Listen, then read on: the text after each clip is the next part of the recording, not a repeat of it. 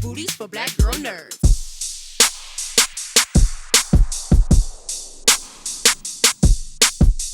Jamie Broadnax, Black Girl Nerds. Thank you so Hi, much. Jamie. Hi, Tracee. Hi, Rashida. How are you? Can I ask you a question about Black Girl Nerds? Of course you Do can. you have to wear glasses? I mean, I wear glasses. This is why I'm asking. I have to wear glasses because I have double stigmatism. So yes. Oh my God, so do I. And I got to tell you, I don't know how old you are, but as you get older, it gets even more complicated. It gets more complicated. It gets worse. Because they don't, the contexts that are the multifocal are so tough when you have astigmatism. I used to wear contacts and they don't even work for me anymore. So. I have the same problem. And same thing with Adrian. Yeah. Yes. This is what Black Girl Nerds should be talking about. These are the important issues. Well, you have great glasses on. And double stigmatism. Exactly. Your glasses are great. Yeah, you look great. You're killing it.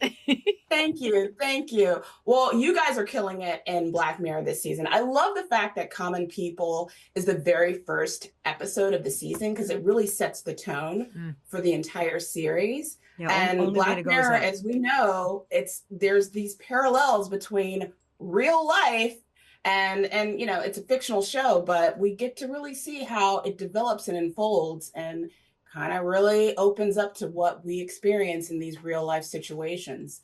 So Rashida, I'm going to start with you. Amanda is caught between life, death, and technology. Mm-hmm. How did you emotionally tap into a role that blurs the lines between consciousness and a machine? Wow. Whoa. What a question. Okay, Black Girl Nerds. Wow. We go deep with our questions here. That was incredible. You really do. Well, aren't we all somewhat living between life and death and technology? Like kind of every day? Yeah. Whoa. Well, I was just thinking there's definitely like I can't remember what the two, they kind of define two kinds of longevity now. One is kind of like an age number and one is a health score quality. Yeah. Like a health score. So like basically the kind of end result question is, what does it matter if you're alive, if you're in pain, if you're unhealthy, if you're sick, if you're unhappy, is there a point of being alive if the quality of your life isn't up to par, and then you have to kind of ask yourself that question, is it worth being alive? And so that to me is like kind of the big thing that comes out of this episode is like, what would you do to stay alive? And then what does it mean to actually be alive? What do you want out of your life? And to me, like, to backtrack from that is like, okay, so we're all here and we're healthy right now. So how can we optimize that right now? If that's what we're looking at in the future, which a lot of people do in terms of like health problems and like our bodies deteriorating, like how can we really be grateful right now for what we have? And being alive is not just about being alive. Like we're breathing, our legs are, hopefully working for us, we can hear things, we can smell things, we can touch the ones that we love. Like, there's a lot to be grateful for, I find, in my life.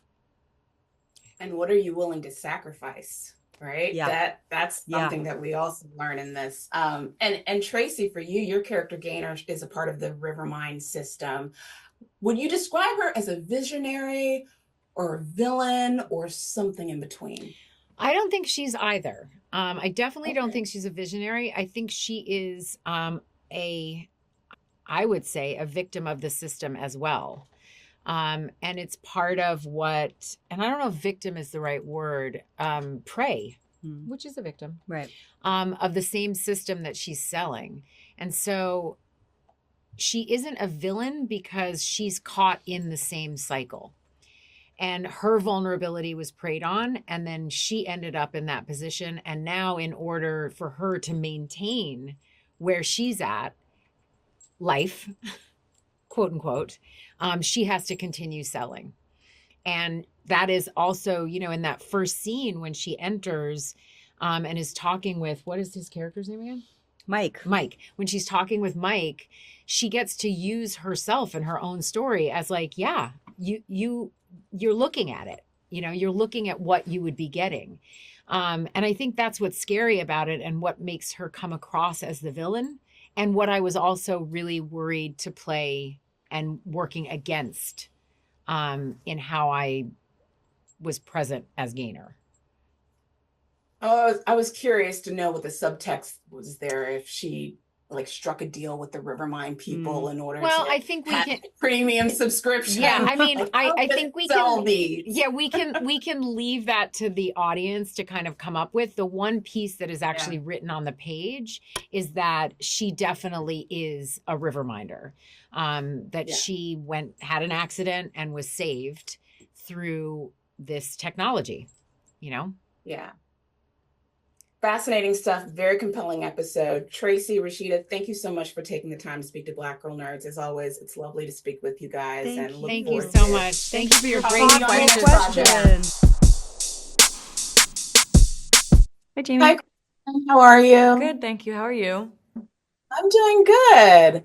So Nanette is back. We've got more of the USS Callister story to dive right into. Yeah. And your character has gone from a digital prisoner to now a fearless leader. Yes. So how did you feel like stepping back into her shoes with this power dynamic that is completely flipped? It felt good. I mean, I liked that she yes, has this like captain energy, but is actually like failing when we meet her in the sequel. Like she's barely holding it together and she's making like sloppy mistakes because she's tired and stressed and, they're experiencing these like life or death stakes every single day. So it was like a bunch of different fun things to play. There's something poetic about a once captive AI fighting for agency in a universe that's built to entertain humans. Yeah. So how did you explore that tension? Oh my God, great question. I mean, I so rarely would think of her in terms of being AI, even though I know that's what she is technically, because she's not AI, she's like a clone.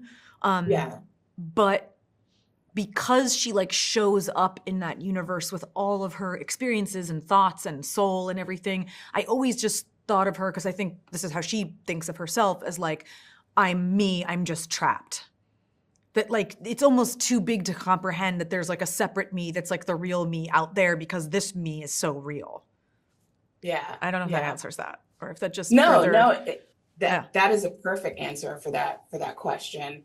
I want to first of all congratulate you on your incredible, critically acclaimed, award-winning performance in The Penguin as Sophia Falcone. I love that character. I do too. And I know that we quite don't know where season 2 is going to go and where that's happening. But my question to you is, as this character who I know that she's very endearing to you, if you want to see her develop, would you like to see her like in a DC TV series? Would you like to see her in a Batman sequel? Where would you like to see Sophia Falcone develop? Oh my gosh, I kind of want to see her anywhere. And, I think it's such a fabulous character, and it's, I love playing her so immensely and loved being a part of that show. And I love being a part of that universe too. Like, that's not just lip service. Like, I really love it. And so in whatever way she gets to continue, I just hope she gets to continue. I hope so too. Yeah.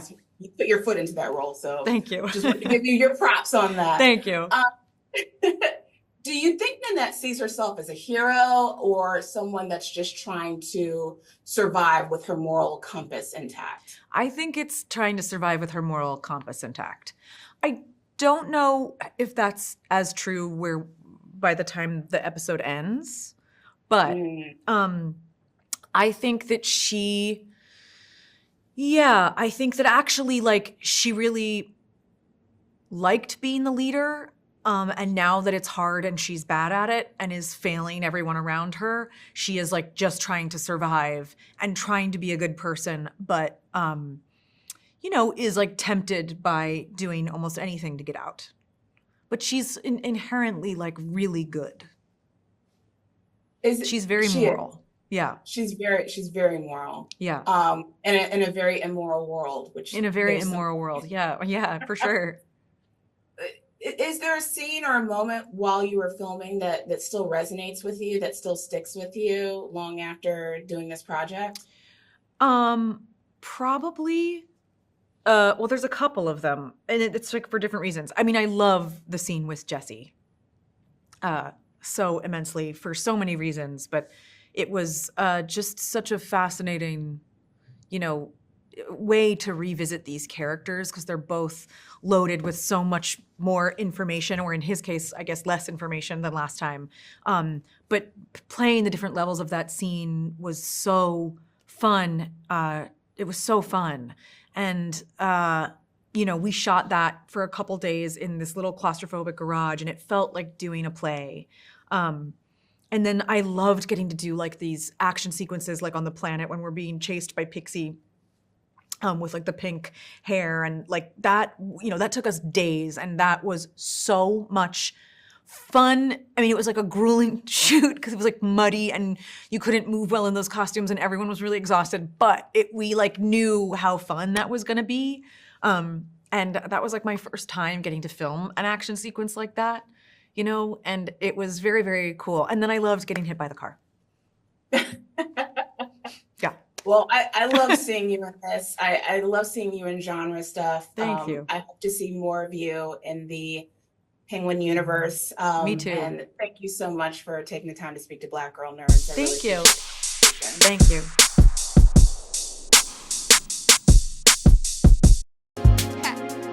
Better shake your booties for Black Girl Nerds. Better shake your booties for Black Girl Nerds.